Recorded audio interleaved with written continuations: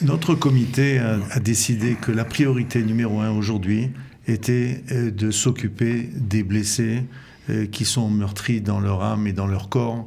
On a une dette morale énorme envers eux. Le peuple d'Israël a une dette infinie envers eux et on fera tout notre possible pour ne pas les laisser tomber. Restart, c'est donc une association qui s'est créée à l'instar d'un soldat blessé dans la guerre de Tchoukétan. Elle s'est mis en contact avec des grandes sociétés technologiques comme Raphaël, Elbit, etc., pour trouver des solutions technologiques. Ça aide complètement la vie de ces soldats handicapés. Un qui a des béquilles, et puis il marche dans la rue, le téléphone qui sonne. Il en fait quoi de sa béquille dans la rue? Il la jette par terre, où il la met?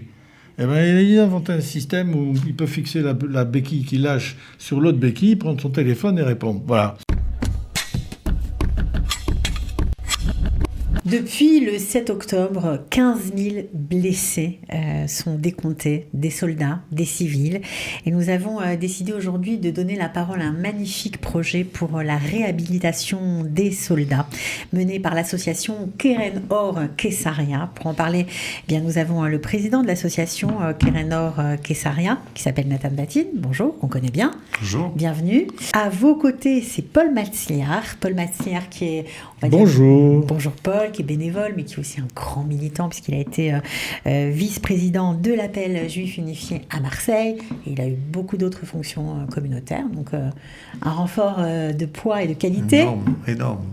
Et puis, bien sûr, nous avons aussi sur le plateau Amir Avivi. Alors, Amir Avivi, c'est le fondateur président du Forum israélien de défense et de sécurité, appelé IDSF, pour ceux qui connaissent les bitronistes. Shalom, bienvenue. Alors, bonjour. Alors, Amir Avivi, vous êtes bien sûr général de brigade, réserviste. Évidemment, vous avez de hautes fonctions au sein de l'armée d'Israël. Pourquoi vous avez décidé de soutenir ce projet? אני חושב שזה פרויקט מאוד מיוחד. יש חשיבות עליונה שאותם חיילים שלחמו בעזה ושילמו את המחיר היקר מכל, נפצעו בצורה שהיא לכל החיים. והם יסחבו את הפציעות האלה כל החיים. קודם כל מגיע שמדינת ישראל ובכלל כל הציבור בישראל יתמוך בהם בצורה הכי משמעותית.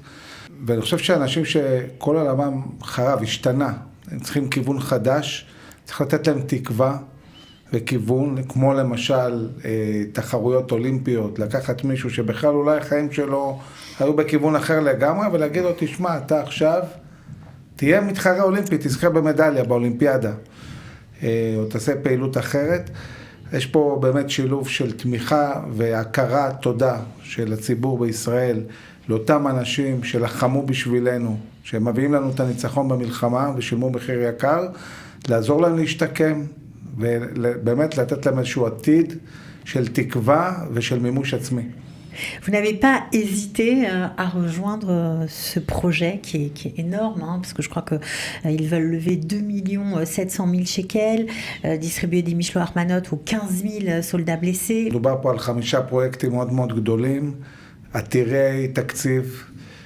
צריך לעשות מאמץ מאוד מאוד גדול, להיכנס מתחת לאלונקה ולעזור, כי בסוף כדי לממש פרויקטים כאלה, בייחוד שהם משלבים גם טכנולוגיות מאוד מאוד מתקדמות ושיטות מתקדמות, זה דורש תקציבים גדולים. אני חושב שבאמת חלק מהתהליך פה זה לרתום תורמים, ארגונים ואת הציבור, לתמוך ולתת באמת לאותם אנשים שנתנו מעצמם, ואת היקר, באמת את הכל. Alors, on voulait vous remercier parce qu'on vous surnomme l'homme pressé. On sait que vous courez toujours après le temps. Vous avez pris quelques minutes, vous avez apprécié pour venir avec nous parce que vous tenez vraiment à montrer votre soutien. Merci d'avoir été là. Je sais que vous devez partir tout de suite, donc on vous laisse vous sauver. On vous remercie vraiment et on espère que le 12 mars, ce sera le point d'orgue de la campagne.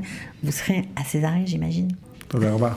Alors Nathan Batin, vous qui présidez Keren Or Kessaria depuis un long moment, vous avez été hyper actif pendant cette guerre, pendant ces 16 mois de guerre. On a fait le maximum pour essayer de parer aux problèmes logistiques qu'a rencontré nos soldats, avec les 200 000 repas, avec les 16 000 matelas, et puis tous les équipements qui ont permis de sauver énormément de vies de nos soldats. Ça, c'était une partie de votre travail, mais là, vous avez décidé de ne pas rester insensible à la douleur de ceux que vous avez aidés, parce que malheureusement, vous en avez rencontré beaucoup ont été blessés. Notre comité a décidé que la priorité numéro 1 aujourd'hui était de s'occuper des blessés qui sont meurtris dans leur âme et dans leur corps. On a une dette morale énorme envers eux. Le peuple d'Israël a une dette infinie envers eux et on fera tout notre possible pour ne pas les laisser tomber. Il y a 5 projets, des projets d'envergure impressionnants.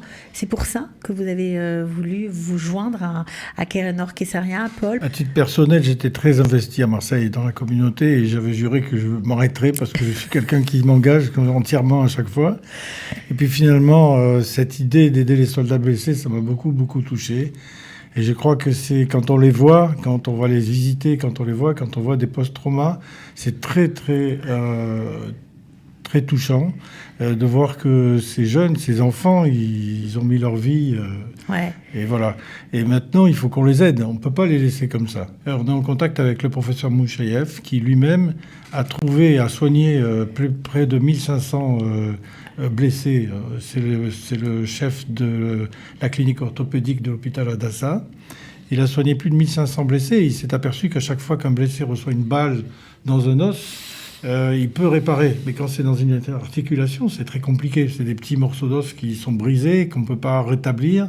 On ne peut pas non plus mettre de la ferraille, ou sinon on bloque ou on coupe. Pour lui, c'est terrible de faire ça.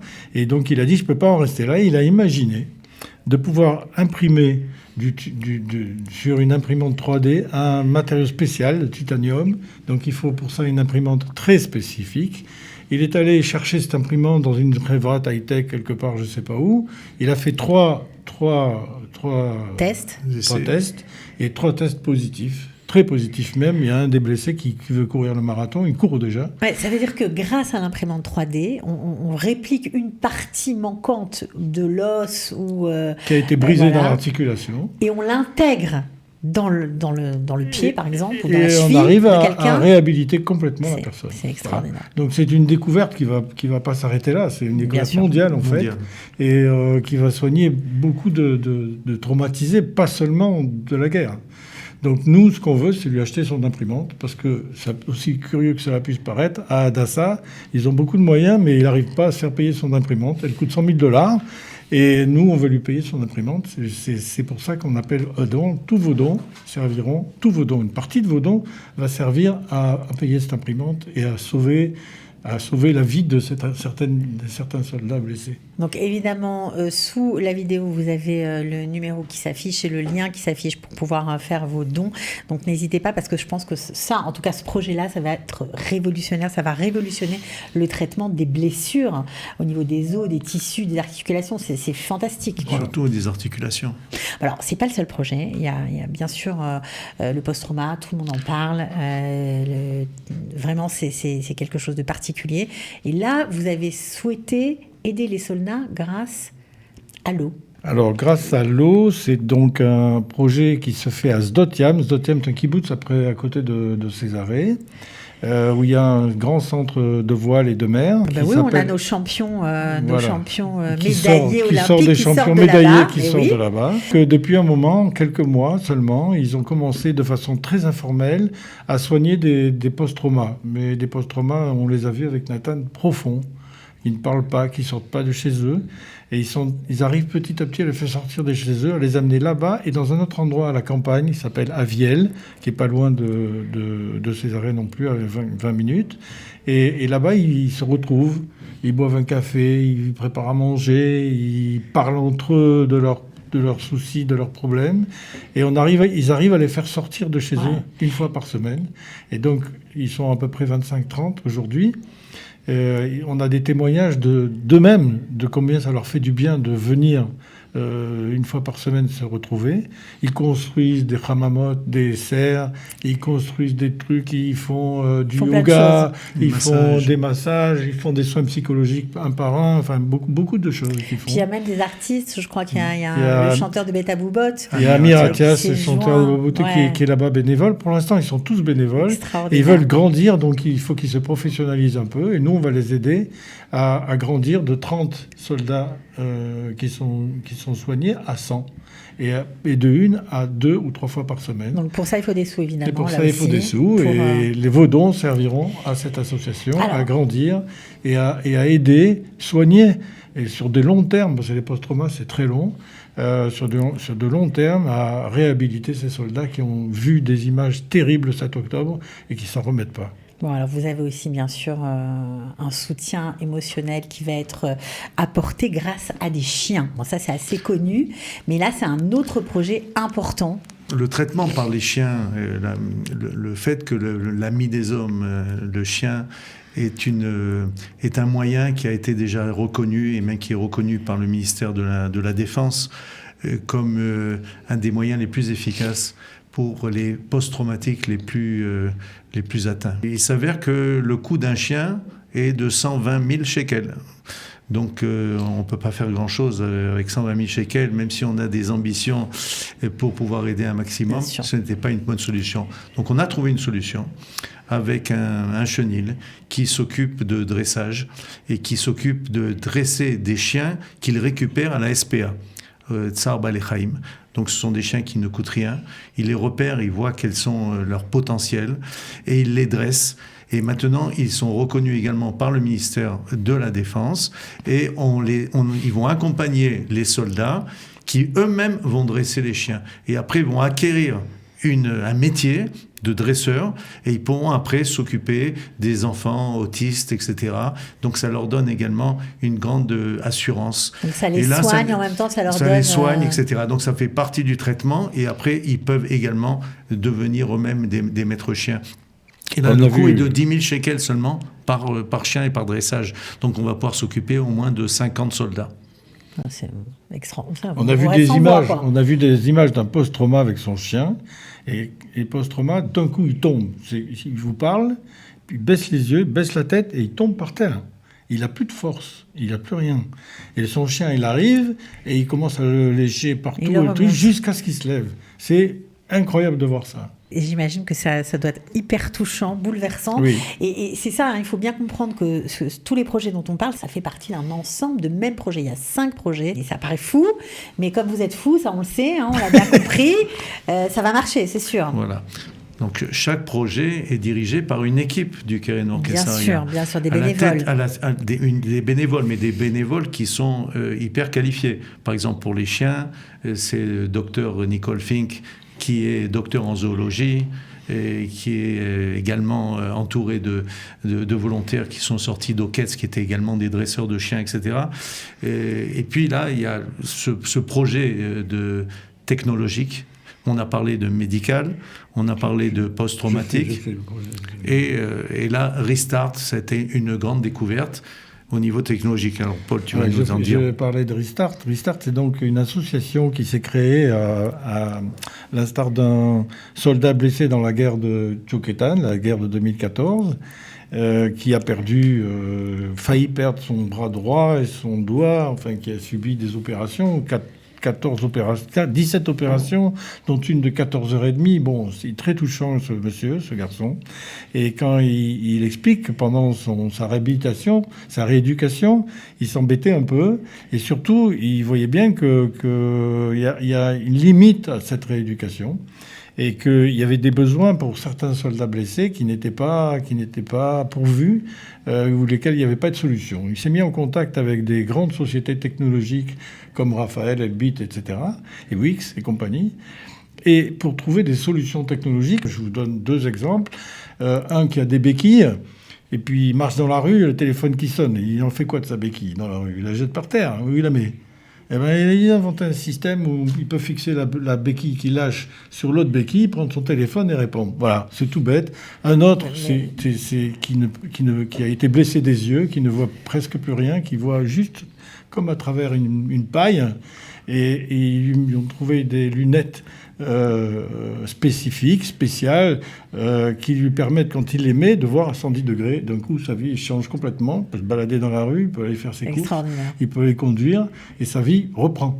Donc, cette association veut promouvoir encore une vingtaine de solutions technologiques, et nous, on va financer ces 20 solutions. Notre comité au Keren Or Kesaria est dirigé par Aliza Scholzer, qui est au Ternion, et nous avons également Lee Tselnik, qui est le numéro 2 du Ternion, qui sont donc, on a fait une équipe vraiment de grands chercheurs et du Ternion qui vont être avec l'industrie et avec Restart pour pouvoir développer tous ces projets-là. De toute façon, savoir vraiment où l'argent des donateurs va aller et qu'il sera efficace. Mais ça, c'est clair. Alors, on va finir avec le dernier projet qui, pour moi, est extraordinaire, franchement, parce que j'ai eu la chance de rencontrer récemment un soldat extraordinaire qui a perdu ses 2 jambes, qui pensait que sa vie était foutue, qui était beau comme un dieu, pas marié, et puis on voit son évolution grâce au sport, puisque c'est de ça qu'on va parler.